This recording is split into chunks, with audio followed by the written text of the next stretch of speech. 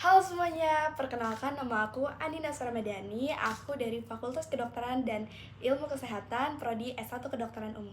Jadi hari ini aku mau review salah satu novel, yaitu Rembulan Tenggelam di Wajahmu karya Terelie. Sebelumnya aku mohon maaf karena aku nggak ada buku fisiknya secara langsung, karena saat ini aku lagi nggak ada di rumah. So guys, enjoy the video! Rembulan Tenggelam di Wajahmu adalah karya Terelie yang mengangkat tentang isu kehidupan, takdir, dan makna akan kehidupan itu sendiri. Tokoh utamanya adalah Ray, seorang pria paruh baya yang memiliki segalanya, harta, kekuasaan, sampai kesuksesan. Ia adalah pengusaha besar yang memiliki yayasan, memiliki reputasi yang baik, serta sangat berpengaruh. Namun di balik itu semua, ia merasa hidupnya hampa.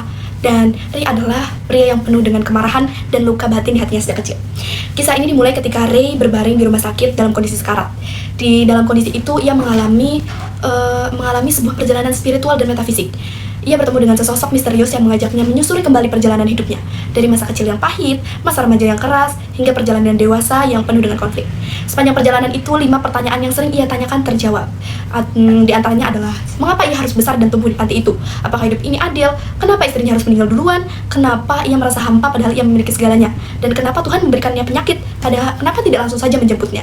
Melalui perjalanan tersebut, Ray melihat kembali kehidupannya dari masa kecil hingga dewasa, serta bagaimana peristiwa pahit dalam hidupnya ternyata memiliki makna tersembunyi yang membentuk dirinya saat ini.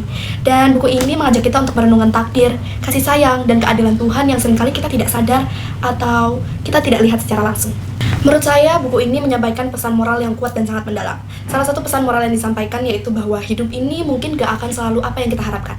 Tetapi yakinlah bahwasanya akan selalu ada makna di balik semua peristiwa dan penderitaan yang kita rasakan.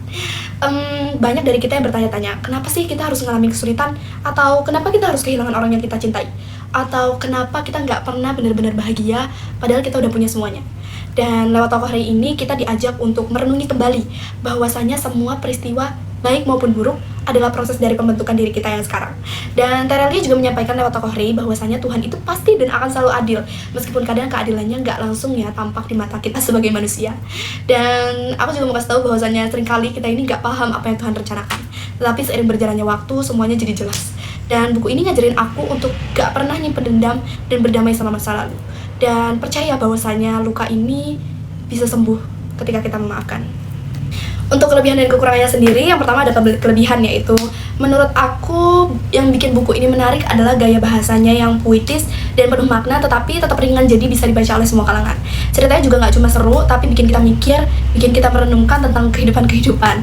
Dan alurnya juga unik, yaitu campuran antara dunia nyata dan sisi spiritual, jadi kesannya dalam banget.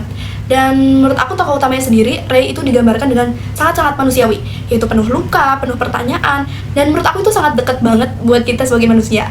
Dan yang paling seru adalah banyak kejutan yang bikin aku tuh penasaran buat sampai di akhir cerita. Kemudian yang kedua ada kekurangan. Jadi walaupun buku ini tuh penuh makna, mungkin ada beberapa bagian yang mungkin kurang nyaman buat sebagian pembaca.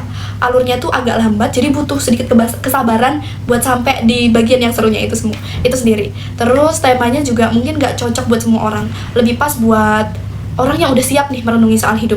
Selain itu ada bagian-bagian yang kayaknya kerasa berulang, terutama saat tokoh ini berpikir dan merenung. Jadi mungkin akan sedikit bikin agak jenuh buat sebagian pembaca yang belum terbiasa membaca gitu.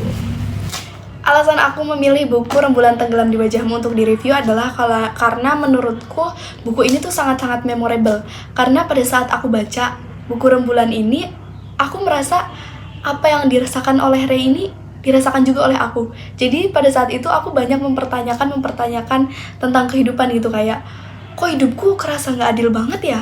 Atau kayak kok aku ngerasa hampa padahal aku udah mencapai sesuatu yang aku inginkan gitu. Jadi waktu itu aku disarankan oleh temanku kayak, coba deh kamu baca buku ini. Terus pas aku baca buku Rembulan ini, aku ngerasa semua pertanyaan-pertanyaan yang aku tanyakan selama ini tuh terjawab lewat tokoh Ray gitu. Jadi buat kalian yang tertarik buat baca buku Rembulan Tenggelam di Wajahmu, so baca aja guys, karena ini buku yang menurutku sangat-sangat recommended. Sekian, terima kasih dari aku. Sampai jumpa.